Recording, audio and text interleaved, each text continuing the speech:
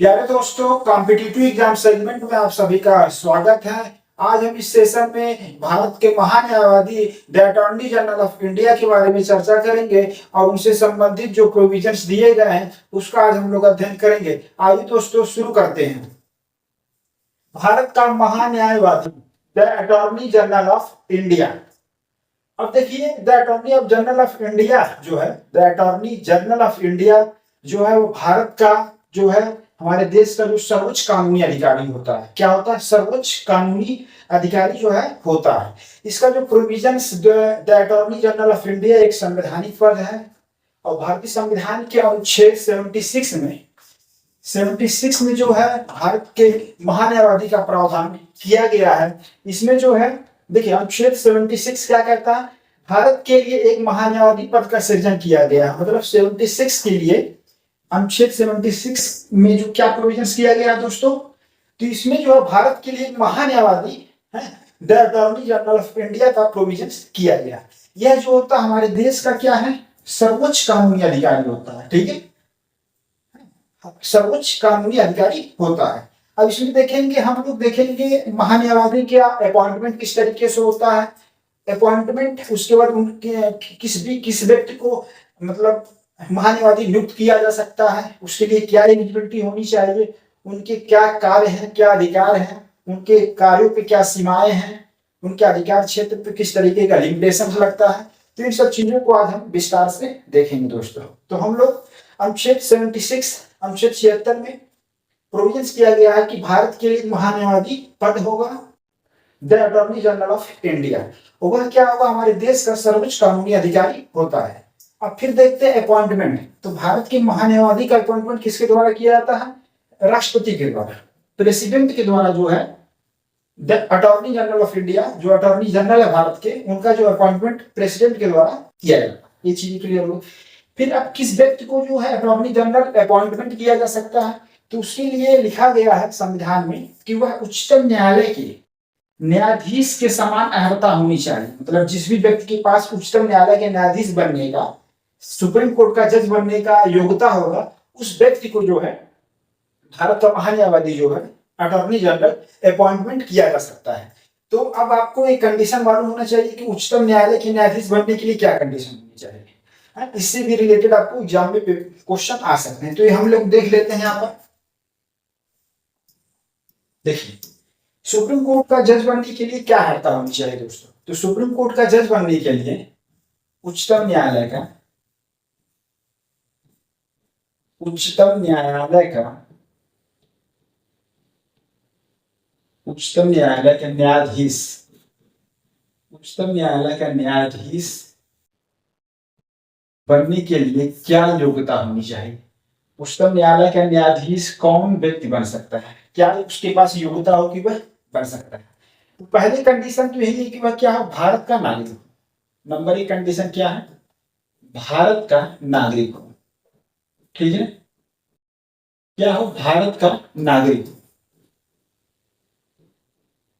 ठीक, भारत का नागरिक हो और क्या है? वह किसी उच्च न्यायालय या ऐसे 2 या 2 से अधिक उच्च न्यायालयों में लगातार कम से कम 5 वर्ष तक क्या न्यायाधीश रहा हो, या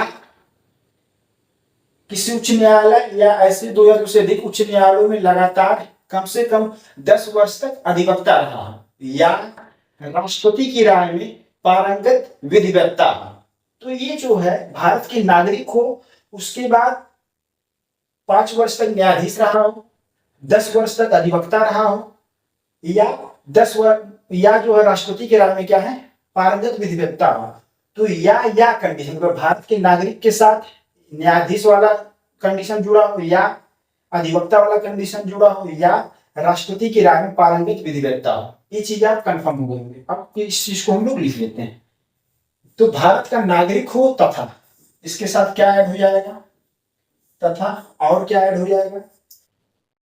किसी उच्च न्यायालय का किसी उच्च न्यायालय का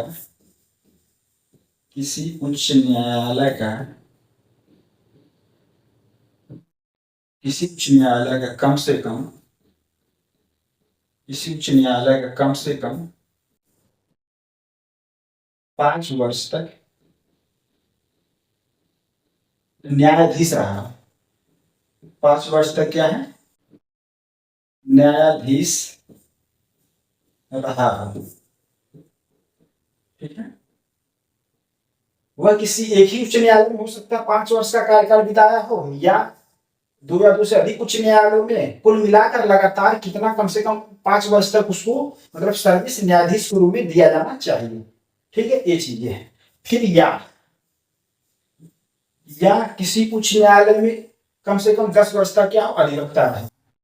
किसी उच्च न्यायालय में, किसी उच्च न्यायालय में,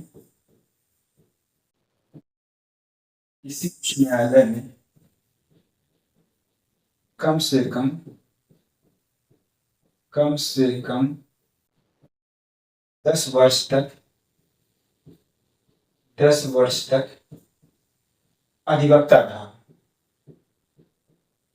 अधिवक्ता रहा हो, क्या हो? अधिवक्ता रहा।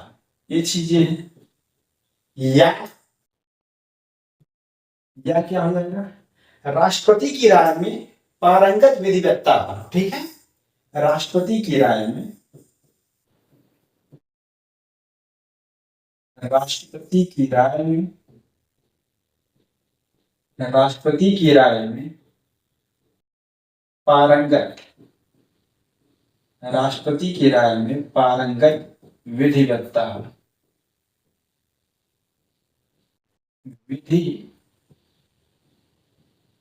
विधिवेत्ता। ठीक है, कहने का मतलब है कि कानून का बहुत बड़ा क्या हो, जानकार हो, विशेषज्ञ हो। तो उच्चतम न्यायालय के न्यायाधीश बनने के लिए क्या योग्यता होनी चाहिए? तो योग्यता में अगर हम बात करें तो यहां पर यही लिखा गया है संविधान में कि भारत का नागरिक हो तथा किसी उच्च न्यायालय का कम से कम 5 वर्ष तक न्यायाधीश रहा हो, या किसी उच्च न्यायालय में से कम 10 वर्ष तक क्या है, अधिवक्ता रहा हो, या राष्ट्रपति की राय में पारंगत विधिवेत्ता हो। ये चीजें आपको कंडीशन याद होनी चाहिए। या का कंडीशन याद होना चाहिए। अगर कोई व्यक्ति भारत का नागरिक हो और लग रहा है राष्ट्रपति की राय में पारंगत विधिवेत्ता हो, तो वो भी सुप्रीम कोर्ट का जज बन जाएगा। या किसी उच्च न्यायालय या ऐसे 2 या 2 से अधिक उच्च न्यायालयों का लगातार 5 वर्ष तक न्यायाधीश रहा हो, तो भी बन जाएगा सुप्रीम कोर्ट का जज।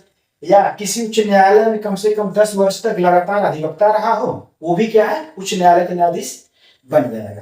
तो ये हम लोग कंडीशन देख लिए। तो अगर ऐसा कोई भी व्यक्ति जो उच्चतम न्यायालय के न्यायाधीश बनने की अर्हता रखता हो, उसको जो है महान्यायवादी नियुक्त किया जा सकता है। क्या है? महान्यायवादी नियुक्त किया जा सकता है। महान्यायवादी, महान्यायवादी, महान्यायवादी नियुक्त किया जा सकता है। नियुक्त जो है महान्यायवादी जो है मतलब अटॉर्नी जनरल जो है अपॉइंटमेंट किया जा सकता है प्रेसिडेंट के द्वारा। ये चीज हम लोग देख लिए। आते हैं पीछे स्लाइड में। देखिए, योग्यता कंफर्म हो गया आप लोगों को। उच्चतम न्यायालय के न्यायाधीश के समान अर्हता होनी चाहिए। तो हमने बता दिया आपको उच्चतम न्यायालय के न्यायाधीश बनने के लिए क्या अर्हता होनी चाहिए, क्या योग्यता होनी चाहिए। ठीक है दोस्तों, तो ये चीजें क्लियर हो गया होगा आपको। हम चलते हैं नेक्स्ट स्लाइड में। नेक्स्ट स्लाइड में क्या आप देखेंगे, जो महान्यायवादी हैं, जो अटॉर्नी जनरल हैं, उनके हम कार्यकाल के बारे में देखेंगे, उनके हटाने की क्या प्रक्रिया है, ये सब चीजें देखेंगे।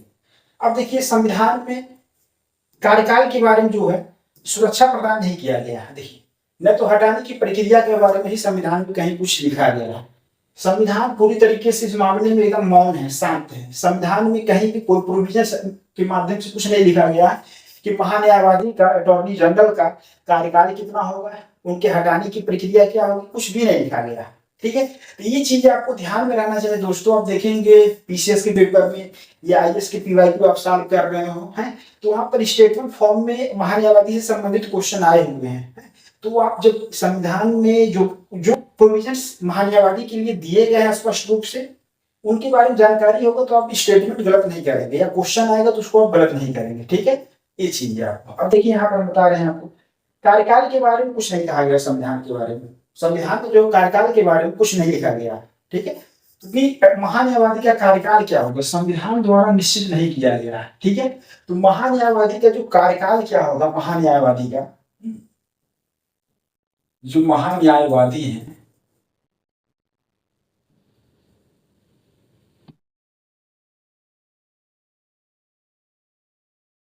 जो महान्यायवादी, ठीक है, और महान्यायवादी का जो है, जो अटॉर्नी जनरल है, उनका कार्यकाल जो संविधान द्वारा निश्चित नहीं किया गया है। फिर हटाने की प्रक्रिया संविधान द्वारा निश्चित नहीं किया गया। तो ये स्टेटमेंट आपको ये एकदम याद होना चाहिए, एकदम आप समझ लीजिए कि संविधान में कहीं भी जो है उल्लेख नहीं किया गया है कि महान्यायवादी का कार्यकाल कितना होगा, हटाया कैसे जाएगा। एक ही शब्द लिखा गया है लाइन, वहां पर क्या लिखा गया संविधान में, ये लिखा गया कि महान्यायवादी अपने पद पर राष्ट्रपति के प्रसाद पर्यंत तब तक बने रह सकता है। मतलब प्रसाद पर्यंत मतलब राष्ट्रपति की जब तक इच्छा रहेगी तब तक कोई व्यक्ति जो महान्यायवादी के पद पे, जो अटॉर्नी जनरल के पद पे रह सकता है। ठीक है, अटॉर्नी जनरल, ठीक है, ये चीज आप क्लियर हो जाइएगा। अटॉर्नी जनरल, अटॉर्नी जनरल, ठीक है, अटॉर्नी जनरल, ये चीज आप क्लियर हो जाएगा। ठीक है, तो महान्यायवादी का कार्यकाल संविधान द्वारा निश्चित नहीं किया गया है। फिर हटाने की प्रक्रिया के बारे में कुछ नहीं कहा गया, संविधान द्वारा निश्चित नहीं किया गया है। अब कोई व्यक्ति अगर महान्यायवादी नियुक्त है तो वो स्वेच्छा से जो है, अगर वो त्यागपत्र देना चाह रहा है तो वो प्रेसिडेंट को, राष्ट्रपति को अपना त्यागपत्र दे सकता है। और अगर राष्ट्रपति को कभी भी लगता है कि महान्यायवादी को हटा दिया जाए तो कोई प्रक्रिया नहीं है, राष्ट्रपति जो है तुरंत उसको हटा सकते हैं, उनको हटा सकते हैं। ये चीज है। तो यहाँ पर प्रसाद पर्यंत शब्द जो है, ये चीज आप यहाँ पर ध्यान रखिएगा दोस्तों। ठीक है, यह राष्ट्रपति की पूरी तरीके से क्या है, इच्छा पे निर्भर करता है कि महान्यायवादी जो कितने साल तक रहेंगे। अगर उसे सामान्यतः कार्यकाल की बात किया जाए जो केंद्र सरकार के द्वारा मतलब सामान्यतः रहते हैं तो 3 वर्ष कार्यकाल है। मतलब सामान्यतः अगर कोई व्यक्ति जो महान्यायवादी अपॉइंट किया जाता है सरकार के द्वारा, प्रेसिडेंट के द्वारा अपॉइंटमेंट होता है तो सामान्यतः 3 वर्ष का कार्यकाल होता है, लेकिन ये कोई फिक्स नहीं है। ठीक है, अगर स्टेटमेंट आता है कि संविधान द्वारा कार्यकाल 3 वर्ष का निर्धारित है तो गलत है। ठीक है, स्टेटमेंट आप क्या करेंगे, गलत कर देंगे, क्योंकि संविधान में कहीं भी कार्यकाल के बारे में कुछ लिखा ही नहीं गया है। ये तो सरकार का मतलब है 3 साल है, उसका कार्यकाल विस्तार भी मतलब किया जा सकता है, ये सब चीजें हैं। तो आपको क्लियर हो गया कि कार्यकाल के बारे में संविधान में कुछ भी नहीं लिखा गया है और हटाने की प्रक्रिया के बारे में कुछ भी नहीं लिखा गया। कोई व्यक्ति महान्यायवादी है तो अपना त्याग पत्र जो है राष्ट्रपति को दे सकता है। राष्ट्रपति जो है कभी भी किसी भी व्यक्ति, जो व्यक्ति महान्यायवादी अटॉर्नी जनरल के रूप पर के है उसको वो कभी भी हटा सकते हैं, क्योंकि जो महान्यायवादी अटॉर्नी जनरल है वो राष्ट्रपति के प्रसाद पर्यंत तक बने रह सकता है पद पर। ये चीजें क्लियर हो गया। आते हैं हम नेक्स्ट पॉइंट। देखिए दोस्तों, नेक्स्ट पॉइंट, महान्यायवादी के अधिकार क्या है, मतलब अटॉर्नी जनरल के क्या राइट्स हैं। ठीक है, अब देखिए राइट क्या है, उनके अधिकार क्या दिया गया है। देखिए लिखा हुआ है, भारत की किसी भी क्षेत्र में किसी भी अदालत में महान्यायवादी को सुनवाई का अधिकार है। तो भारत के राज्य क्षेत्र में कोई भी अदालत, चाहे वो जिला हाई कोर्ट है, मतलब कहीं क्या है, जिला कोर्ट है आपके पास, डिस्ट्रिक्ट कोर्ट है, सेशन कोर्ट है, किसी भी मतलब आपराधिक मामला, सिविल मामला, कोई भी कोर्ट का मामला है भारत के राज्य क्षेत्र में कहीं का भी कोई मैटर होगा, क्या है, महान्यायवादी की सुनवाई का अधिकार है। ठीक है, कोई भी हाई कोर्ट हो, है ये चीज है। सुप्रीम कोर्ट में भारत सरकार की तरफ से पेश होता है, राष्ट्रपति के द्वारा जो भी विधि सम्मत प्रोविजंस के माध्यम से जो भी राय विषय मतलब माना जाता है कानून के बारे में या विषय कोई भी उससे संबंधित, तो उसके बारे में क्या है, महान्यायवादी के द्वारा जो है सुझाव दिया जाता है। ये चीजें आपको क्लियर होना चाहिए। तो भारत के किसी भी क्षेत्र में किसी भी अदालत में महान्यायवादी को क्या सुनवाई का अधिकार है, ये चीज आपको ध्यान में रहना चाहिए। स्टेटमेंट में आ सकता है यहाँ से क्वेश्चन। फिर अगला पॉइंट देखिए क्या लिखा हुआ, संसद के दोनों सदनों में बोलने या कार्यवाही में भाग लेने या दोनों सदनों की संयुक्त बैठक में मताधिकार के बिना बगैर भाग लेने का अधिकार है। ये चीजें आपको यहाँ पर ध्यान देना। मतलब जो महान्यायवादी है, जो अटॉर्नी जनरल है, वह संसद के दोनों सदनों मतलब लोकसभा और राज्यसभा, संसद की अगर हम बात करें तो संसद के जो दोनों सदन है, लोकसभा और राज्यसभा, लोकसभा और राज्यसभा में क्या है, अगर कार्रवाई चल रही है, बैठक चल रहा है, सेशन चल रहा है, ग्रीष्मकालीन मानसून में, शीतकालीन कोई भी मानसून में कोई स्पेशल मतलब संसद का बैठक बुलाया गया है, तो उसमें जो है संसद के क्या है, दोनों सदनों में वो बोल सकता है, कार्रवाई में भाग ले सकते हैं, ठीक है। और यदि दोनों सदनों की संयुक्त बैठक मतलब ज्वाइंट सेशन, ज्वाइंट सेशन का उल्लेख किसमें किया गया दोस्तों बताइए? ज्वाइंट सेशन का उल्लेख किस आर्टिकल में? आर्टिकल 108 में। संयुक्त बैठक का जो प्रावधान है, संयुक्त बैठक, संसद का जो संयुक्त बैठक है, संसद का जो संयुक्त बैठक का प्रावधान किस आर्टिकल में किया गया है? आर्टिकल जो है 108, ठीक है, ये याद होना चाहिए। और संयुक्त बैठक को आहूत किसके द्वारा किया जाता है, बुलाया किसके द्वारा जाता है? प्रेसिडेंट के द्वारा, राष्ट्रपति के द्वारा बुलाया जाता है। और संयुक्त बैठक की जो अध्यक्षता किसके द्वारा की जाती है? जो लोकसभा अध्यक्ष होते हैं, लोकसभा स्पीकर के द्वारा जो है उसकी अध्यक्षता की जाती है, ठीक है। ये चीज आपको फैक्ट इतना मालूम होना चाहिए।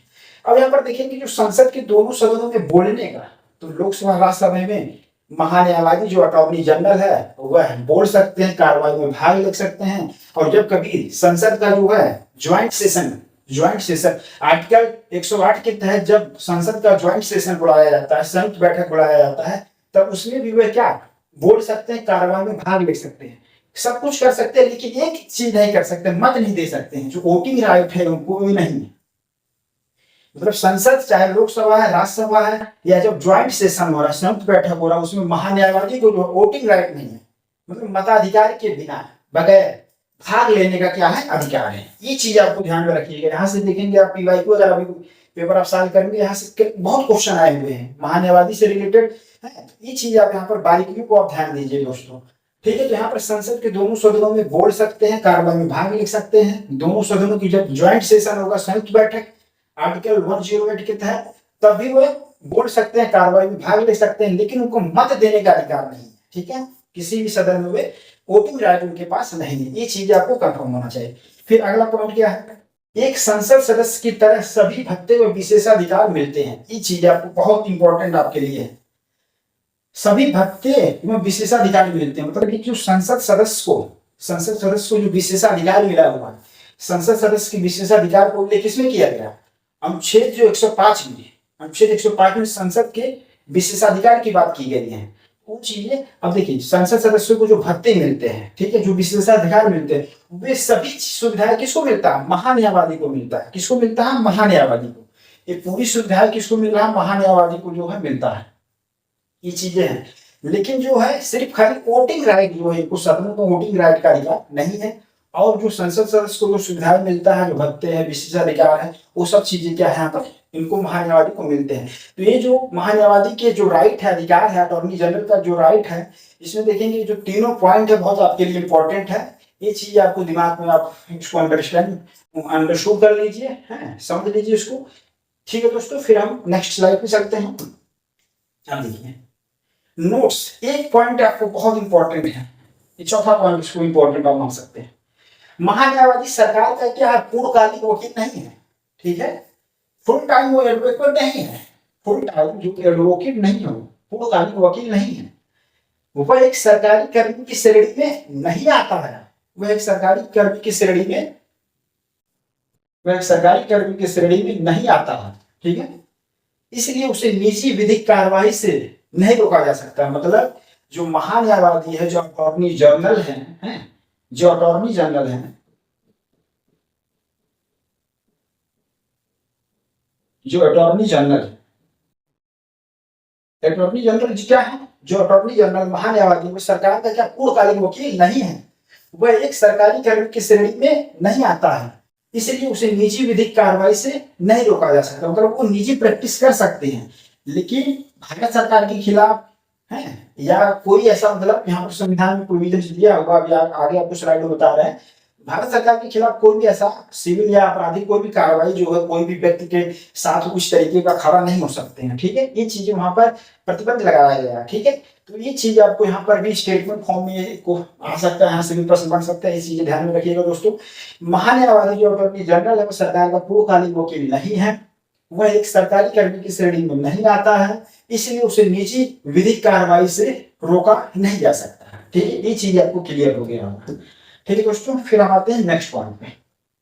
नेक्स्ट पॉइंट क्या है? अब देखिए यहाँ पर महान्यायवादी की सीमाएं, सीमाएं मतलब लिमिटेशंस क्या है, अटॉर्नी जनरल किस अधिकार के साथ लिमिटेशंस भी दिए गए हैं, सीमाएं भी दी गई। देखिए क्या है उसमें, वह भारत सरकार के खिलाफ कोई सलाह या विश्लेषण नहीं कर सकता। ठीक, जो गवर्नमेंट ऑफ इंडिया है भारत सरकार के खिलाफ कोई भी जो सलाह, सजेशन या एनालिसिस जो है नहीं कर सकता। ये चीज आपको ध्यान रखना है। जो भी व्यक्ति जो है अटॉर्नी जनरल के पद पे नियुक्त है वह भारत सरकार के खिलाफ जो है कोई भी सलाह या विश्लेषण नहीं कर सकता है। ठीक है, ये चीज आपको ध्यान रखना। नेक्स्ट पॉइंट क्या दिया हुआ है दोस्तों, नेक्स्ट पॉइंट, जिस मामले में उसे भारत सरकार की ओर से पेश होना है उस पर वह कोई टिप्पणी नहीं कर सकता। मतलब होता है भारत सरकार के द्वारा सुप्रीम कोर्ट में, सर्वोच्च न्यायालय में भारत सरकार का पक्ष रखना है, तो वहां पर जो कोर्ट के अंदर जो बहस हो रहा है वो चीज ये है। आप बाहर जो है कोई मतलब पहले से टिप्पणी है उस तरीके का कोई चीज आप नहीं कर सकते हैं, नहीं कह सकते हैं। ये चीज आपको क्लियर होना चाहिए। तो जिस मामले में उसे भारत सरकार की ओर से पेश होना है उस पर वह कोई टिप्पणी नहीं कर सकता है। ये पॉइंट याद होना चाहिए आपको। नेक्स्ट पॉइंट क्या है दोस्तों, बिना भारत सरकार की अनुमति के वह किसी आपराधिक मामले में व्यक्ति का बचाव नहीं कर सकता। ये चीज यहाँ पर आपको ध्यान रखना, आपराधिक मामले में किसी व्यक्ति का बचाव नहीं कर सकता। ठीक है, अब ये चीज आपको क्योंकि यहाँ पर आपने एक पॉइंट पीछे देखा नोट्स में कि महान्यायवादी जो सरकार का पूर्णकालिक वकील नहीं है वह एक सरकारी कर्मी की श्रेणी में नहीं आता है, इसलिए उसे निजी विधिक कार्रवाई से रोका नहीं जा सकता। तो जो अटॉर्नी जनरल है वो निजी प्रैक्टिस कर सकते हैं, उसमें कोई दिक्कत नहीं है।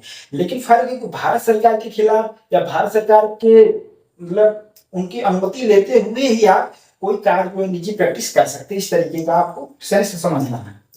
ठीक है, ये चीज वहीं पर ही महान्यायवादी की सीमाएं लिमिटेशन के अंतर्गत अटॉर्नी जनरल की क्या लिमिटेशन है वो चीजें हम लोग देख रहे थे। पहला पॉइंट यही था, वह भारत सरकार के खिलाफ कोई सलाह या विश्लेषण नहीं कर सकता है। नेक्स्ट पॉइंट था, जिस मामले में उसे भारत सरकार की ओर से पेश होना है उस पर वह कोई टिप्पणी नहीं कर सकता है।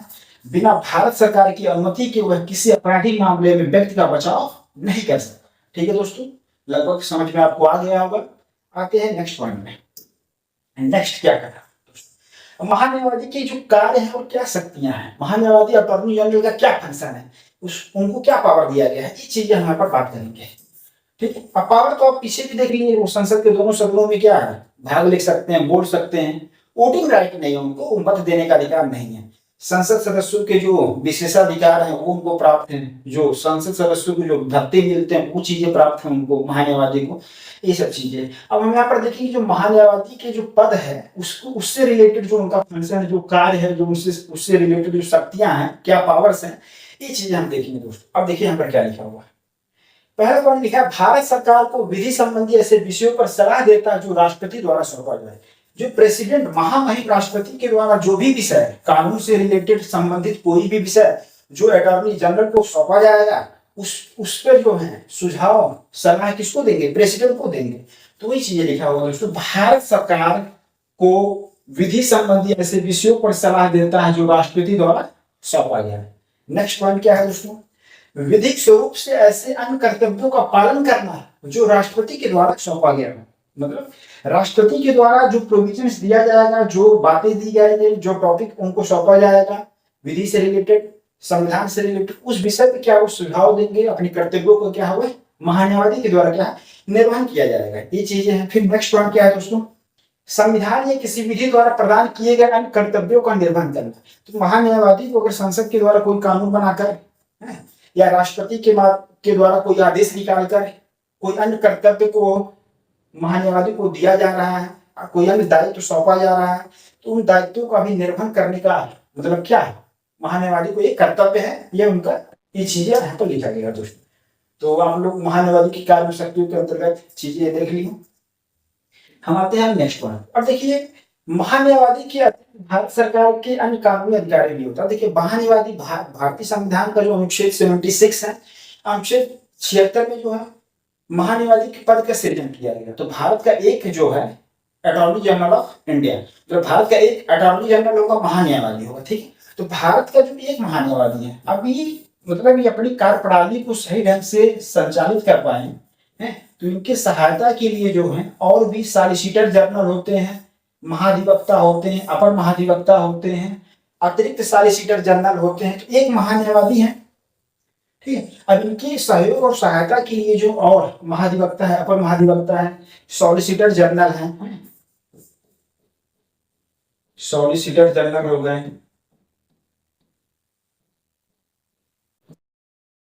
सॉलिसिटर जनरल, अतिरिक्त सॉलिसिटर जनरल होते हैं, अतिरिक्त सॉलिसिटर जनरल होते हैं, अतिरिक्त क्या है, सॉलिसिटर जनरल होते हैं। ठीक है। तो महान्यायवादी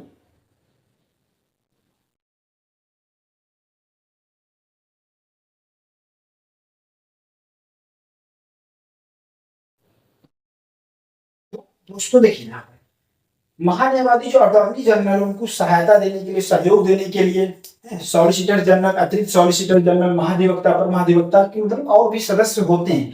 लेकिन जो संवैधानिक पद है, महान्यायवादी जो अटॉर्नी जनरल एक संवैधानिक पद है, ये सरकार के द्वारा, भारत सरकार के द्वारा सृजित किए गए पद है। ठीक है। ये जो चीज आपको यहाँ पर ध्यान रखना है दोस्तों कि ये सब जो पद है, ये सब जो पद है आपका, ये क्या है, ये संवैधानिक पद नहीं है, ये सरकार के द्वारा सृजित किए गए पद है। तो महान्यायवादी का जो पद है वो क्या है, संवैधानिक पद है। ठीक है। ये क्या है, संवैधानिक है। ये चीज आपको ध्यान में रखना है। ठीक है। ये क्या है, संवैधानिक पद है और उसको सरकार के द्वारा क्या है, सृजित किया गया। ठीक है। तो ये चीजें आप स्टेटमेंट फॉर्म में कभी आ जाए तो गलत मत कर दीजिएगा। ठीक। तो सॉलिसिटर जनरल, अतिरिक्त सॉलिसिटर जनरल, महाधिवक्ता, अपर महाधिवक्ता, ये सब जो है सरकार के द्वारा सृजित किए गए, भारत सरकार के द्वारा सृजित किए गए पद है। जो संवैधानिक पद है, जो अटॉर्नी जनरल का तो बात किया गया, वही चीजें आपको ध्यान में रखना है, अटॉर्नी जनरल। ठीक है। यहाँ से भी आप अगर पीवाईक्यू साइड किए होंगे तो आपको समझ में आया होगा कि महान्यायवादी बहुत छोटा टॉपिक है, लेकिन क्वेश्चन ऐसे आ जाता है, गलत हो जाता है, क्योंकि आपकी बारीकियों को आप बढ़िया से पढ़े रहेंगे, समझे रहेंगे तो गलती नहीं होगा दोस्तों। ठीक है। अब देखेंगे यहाँ पर, देखिए तो यहाँ पर यही चीज था दोस्तों, महान्यायवादी के अतिरिक्त जो भारत सरकार के अन्य कानूनी अधिकारी भी होते हैं, उसमें महाधिवक्ता, अपर महाधिवक्ता, सॉलिसिटर जनरल, अतिरिक्त सॉलिसिटर जनरल, ये सब चीजें हैं आपके। ठीक। तो अब यहाँ पर जो महान्यायवादी अटॉर्नी जनरल का पद है वो संवैधानिक पद है, और क्या आर्टिकल 76 में जो है इसका प्रोविजन किया गया है। ये चीज आपको समझ गए होंगे। अब आपको हम थोड़ा सा बेसिक ये बता देते हैं कि भारत के पहले महान्यायवादी कौन थे, यहाँ से भी प्रश्न आ जाता है, और अभी वर्तमान में भारत के महान्यायवादी कौन है, इन सब चीजों पे हम चर्चा अगले स्लाइड में कर लेते हैं। देखिए तो वर्तमान में जो भारत के महान्यायवादी की अगर हम बात करें, देखिए भारत के महान्यायवादी, भारत के महान्यायवादी, भारत के महान्यायवादी, भारत के महान्यायवादी की अगर हम बात कर लें तो वर्तमान में जो भारत के महान्यायवादी कौन है, आर वेंकट रमणी है। क्या है दोस्तों, आर वेंकट रमणी वर्तमान में। तो वर्तमान में, ठीक है, वर्तमान की बात करो, अभी जो सितंबर 2024 है,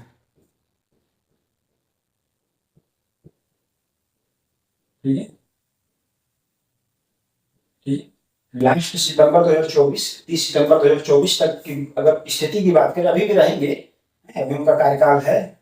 तो भारत के जो महान्यायवादी वर्तमान में कौन है, वे आर वेंकट रमणी। ठीक है। Are Venkat, are Venkat Ramani, are Venkat रमणी जी हमारे आज मतलब अटॉर्नी जनरल है प्रेजेंट टाइम में। ठीक है। ये चीजें आपको क्लियर हो जाना चाहिए। सितंबर 2024 लास्ट 30 सितंबर 2024 तक, अभी वर्तमान में अभी भी रहेंगे आगे तक, कई महीना कार्यकाल इनका बचा हुआ है। तो भारत के महान्यायवादी आर वेंकट रमणी जी है। ठीक है। उसके बाद देखिए भारत के प्रथम महान्यायवादी कौन थे, भारत के प्रथम अटॉर्नी जनरल कौन थे। तो भारत के जो प्रथम अटॉर्नी जनरल थे, प्रथम महान्यायवादी कौन थे, प्रथम महान्यायवादी कौन थे, एमसी सीतलवाड़, एमसी सीतलवाड़ थे, MC, MC Setalvad, MC Setalvad. ठीक है दोस्तों। एमसी सीतलवाड़, मोतीलाल चीमनलाल सीतलवाड़, ठीक है, ये चीज आपको यहाँ पर देखना है, मोतीलाल चीमनलाल सीतलवाड़, ठीक है। और वर्तमान में भारत के आर वेंकट रमणी, ये चीजें हो गई। और अगर हम बात करें भारत के जो अगर सॉलिसिटर जनरल की बात करें, तो जो सॉलिसिटर जनरल है, कई सॉलिसिटर जनरल होते हैं, सॉलिसिटर जनरल होते हैं, ठीक है। ये सॉलिसिटर जनरल की बात करें,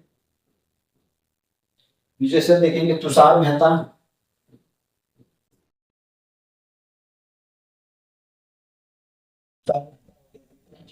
हो गए,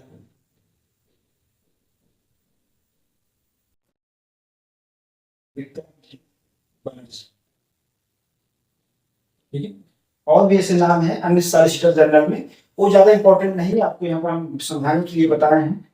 आपको जो है याद होना चाहिए, ये भारत की जो महान्यायवादी अटॉर्नी जनरल वर्तमान में आर वेंकट रमणी है, और भारत के जो प्रथम महान्यायवादी कौन थे, एमसी सीतलवाड़, मोतीलाल चीमनलाल सीतलवाड़ थे।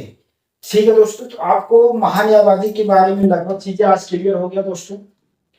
इस सेशन में हमने अटॉर्नी जनरल के बारे में बात की है, और अटॉर्नी जनरल बहुत छोटा टॉपिक है, एक ही आर्टिकल 76 है, और उसमें कुछ प्रोविजंस और बातें दी गई हैं। महान्यायवादी का अपॉइंटमेंट कैसे होता है, उनकी एलिजिबिलिटी क्या होनी चाहिए दोस्तों, तो एलिजिबिलिटी है उच्चतम न्यायालय के न्यायाधीश के समान अर्हता होनी चाहिए। ये चीजें स्लाइड में आपको बता दी है यहाँ पर हम, उच्चतम न्यायालय के न्यायाधीश बनने की क्या योग्यता होनी चाहिए, ये चीजें आप यहाँ पर देख लेंगे। फिर उसके बाद देखेंगे यहाँ पर दोस्तों कार्यकाल के बारे में और हटाने की प्रक्रिया के बारे में। संविधान द्वारा कोई निश्चित प्रोविजंस नहीं किया गया, संविधान द्वारा निश्चित नहीं किया गया, मतलब महान्यायवादी अटॉर्नी जनरल का कार्यकाल क्या होगा, क्या कार्यकाल होगा, क्या हटाने की प्रक्रिया, कुछ भी प्रोविजंस नहीं दिया गया है, संविधान द्वारा निश्चित नहीं किया गया है। हटाने की प्रक्रिया को, कार्यकाल को भी संविधान द्वारा निश्चित नहीं किया गया है। फिर देखते हैं महान्यायवादी अपने पद पर जो है राष्ट्रपति के प्रसाद पर्यंत तक बने रह सकते हैं। कहने का तात्पर्य है कि जब तक राष्ट्रपति की इच्छा रहेगी तब तक ही राष्ट्र जो है महान्यायवादी जो है अपने पद पे बने रह सकते हैं। महान्यायवादी के द्वारा राष्ट्रपति को कभी भी त्याग पत्र दिया जा सकता है, और कोई व्यक्ति राष्ट्र महान्यायवादी के पद पे तब तक बना रह सकता है जब तक कि राष्ट्रपति की इच्छा। तो ये चीज आपको ध्यान देना है कि महान्यायवादी जो अटॉर्नी जनरल है उनका जो कार्यकाल जो संविधान के द्वारा निश्चित नहीं किया गया है, वैसे सरकार के द्वारा जो इनका कार्यकाल सामान्यतः 3 वर्ष के लिए चुने जाते हैं, 3 वर्ष के लिए अपॉइंटमेंट इनका होता है प्रेसिडेंट के द्वारा। लेकिन ये कि सरकार के द्वारा, भारत सरकार के द्वारा इनका कार्यकाल जो है विस्तार किया जा सकता है, ये चीज आपको ध्यान में रखना है। तो अटॉर्नी जनरल प्रेसिडेंट के प्रसाद पर्यंत जो है पद धारण करते हैं, इस चीज आपको ध्यान में होना चाहिए। और सामान्यतः इनका जो कार्यकाल है सरकार के द्वारा 3 वर्ष के लिए इनको अपॉइंटमेंट दिया जाता है, फिर कार्यकाल विस्तार भी किया जा सकता है। ये चीज है कि संविधान में महान्यायवादी के प्रोविजंस से संबंधित जो कार्यकाल और हटाने की प्रक्रिया के बारे में कुछ कहा नहीं गया है। ये चीजें देखेंगे, यहीं पर हम लोग देख लेते हैं दोस्तों कि वेतन, महान्यायवादी जो अटॉर्नी जनरल है उनके वेतन का निर्धारण कैसे होगा। तो जो अटॉर्नी जनरल है उनका वेतन क्या होगा, ठीक है। तो वेतन के बारे में, वेतन जो है कितना पाएंगे वो सैलरी, तो राष्ट्रपति के द्वारा क्या है निर्धारित किया जाएगा। वेतन क्या है, राष्ट्रपति के द्वारा जो है निर्धारित किया जाएगा। वेतन राष्ट्रपति के द्वारा, राष्ट्रपति के द्वारा, राष्ट्रपति के द्वारा निर्धारित, राष्ट्रपति के द्वारा निर्धारित किया जाता है, ठीक है। ये आपको ध्यान में किया जाता है।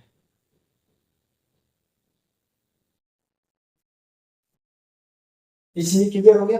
अटॉर्नी जनरल का जो वेतन होगा, क्या सैलरी होगा उनका, वह राष्ट्रपति के द्वारा निर्धारित किया जाता है। ये चीज आप देख लें। तो कार्यकाल संविधान द्वारा निश्चित नहीं किया गया है, हटाने की प्रक्रिया को संविधान द्वारा निश्चित नहीं किया गया है, कोई प्रोविजन नहीं बताया गया है, और महान्यायवादी अपने पद पर राष्ट्रपति के प्रसाद पर्यंत तक बने रह सकते हैं। ये चीज आपको क्लियर होना चाहिए। और अटॉर्नी जनरल का जो अपने कार्यकाल के दौरान जो वेतन ग्रहण करेंगे वह वेतन राष्ट्रपति के द्वारा निर्धारित किया जाता है। राष्ट्रपति जो तय कर देंगे उसके आधार पर उनको जो सैलरी मिलता रहेगा। ये चीजें हमको लगा आपको समझ में आ गया होगा दोस्तों।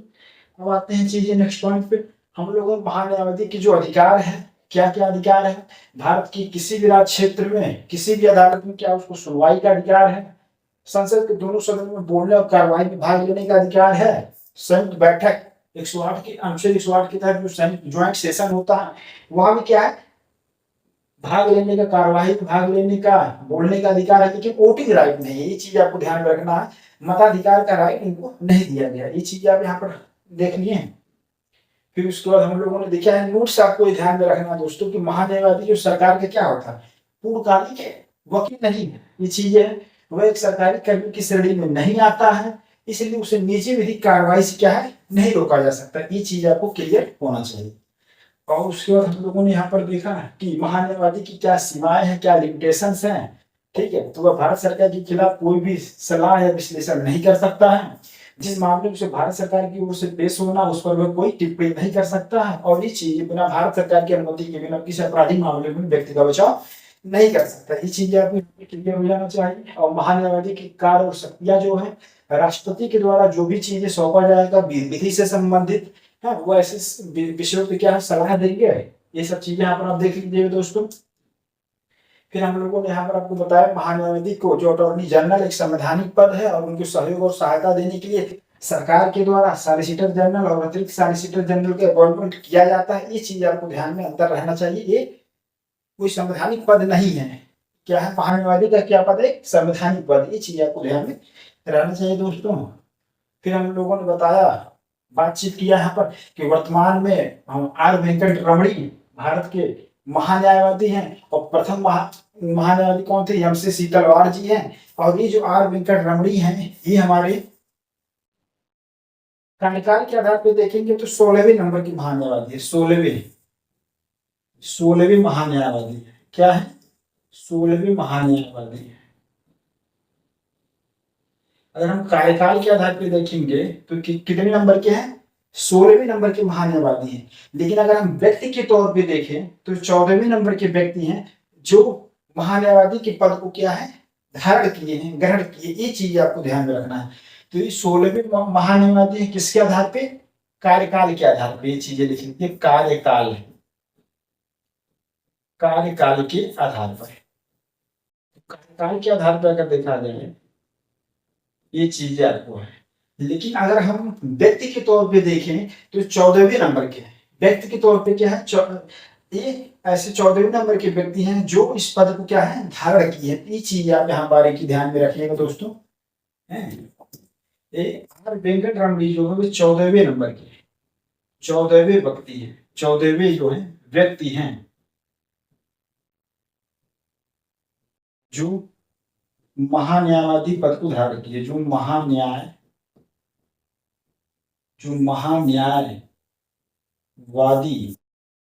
महान्यायवादी पद को धारण किए हैं। ठीक है, धारण ग्रहण किए हैं। ये चीजें आप यहाँ पर किए हैं। ये चीज आपको ध्यान में रखना है। ये ऐसे क्वेश्चन जो है किए हैं, ऐसे क्वेश्चन आपको पीसीएस में देखने को मिलते हैं कि भारत के जो महान्यायवादी इस समय वर्तमान में तो व्यक्ति के तौर पे 14वें नंबर के हैं और कार्यकाल के आधार पर उसे देखा जाए तो वे 16वें नंबर के महान्यायवादी हैं। ठीक है, आर वेंकट रमणी। तो इन बारीकियों को ध्यान दीजिएगा दोस्तों। और पहले महान्यायवादी कौन थे, एम.सी. सीतलवाड़ जी थे। ये चीज आप क्लियर हो गए।